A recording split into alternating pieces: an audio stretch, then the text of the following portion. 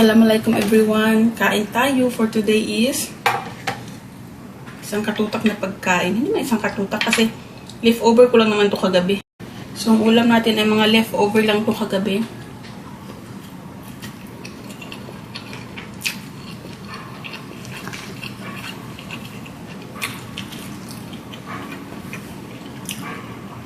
Ang oras ay 9 na ng umaga, 9:07. Kakaalis lang ng mag-ama ko. So, ako na naman mag-isa dito sa bahay.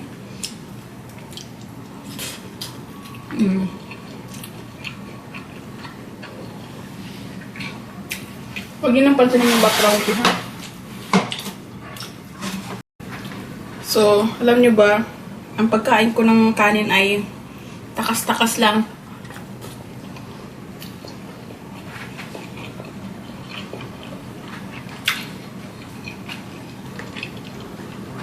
Hindi ako kain ng kanin pag nandito yung asawa ko.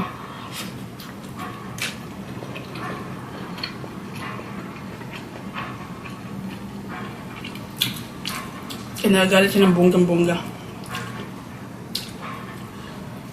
Kakain ako ng kanin pag wala na siya.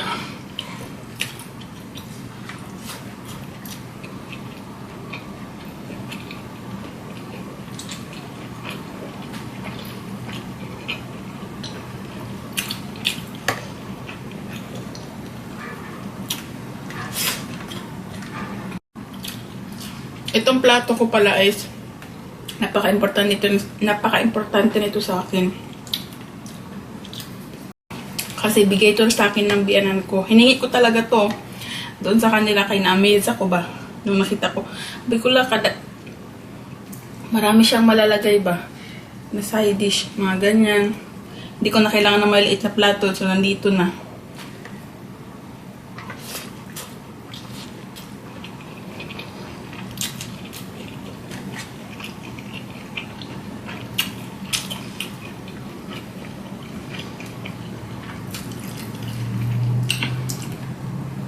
Itong isaw ko kagabi ko pa ito na leftover.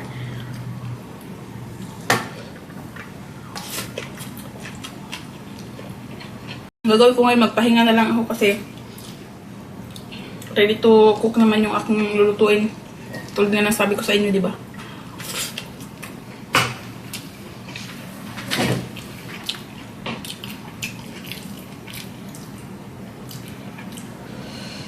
Ang sarap ng isaw nila ba?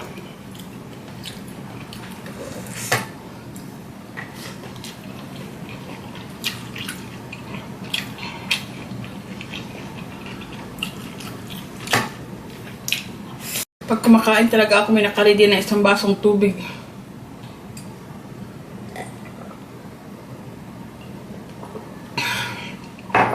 Nakaredy yan lagi dito sa aking harapan kay pag walang tubig, mas bilaukan tayo.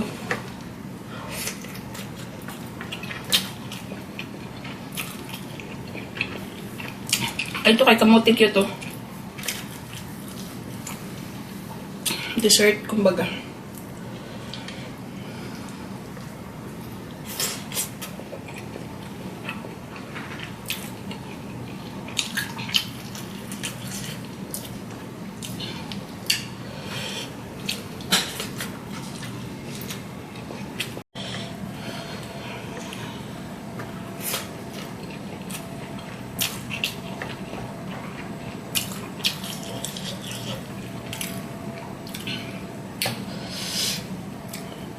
Ang anghang.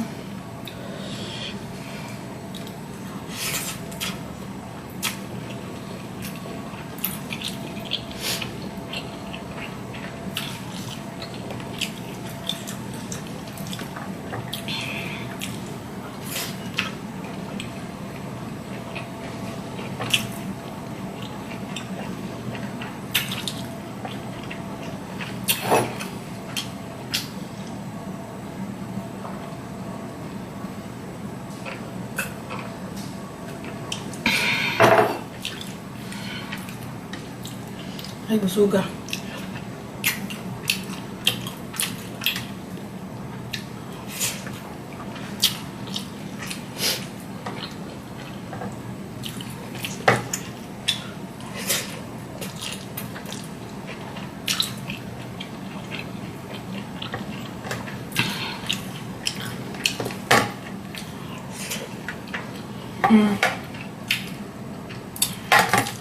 Taob na po akong plato.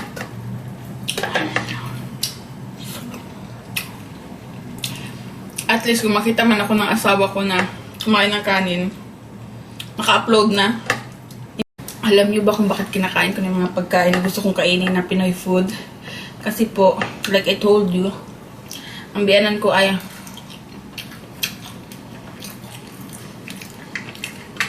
nandito na sa January, so hindi ko na makakain yung mga gusto kong kainin.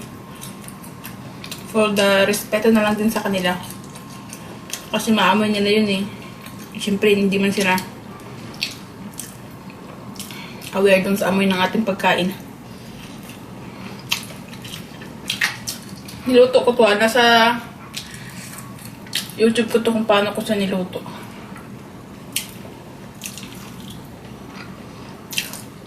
Kamote Q.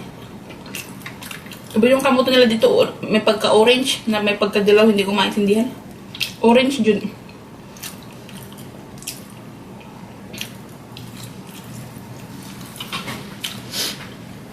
Gusto ko kayo. Kailangan ko talaga kumain. Oy, kami naman ni Baby ang mahirapan.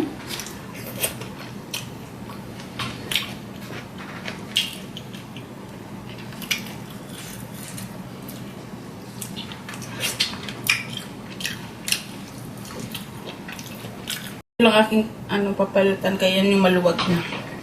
Sira na. Ano na din to sa akin? 2 years.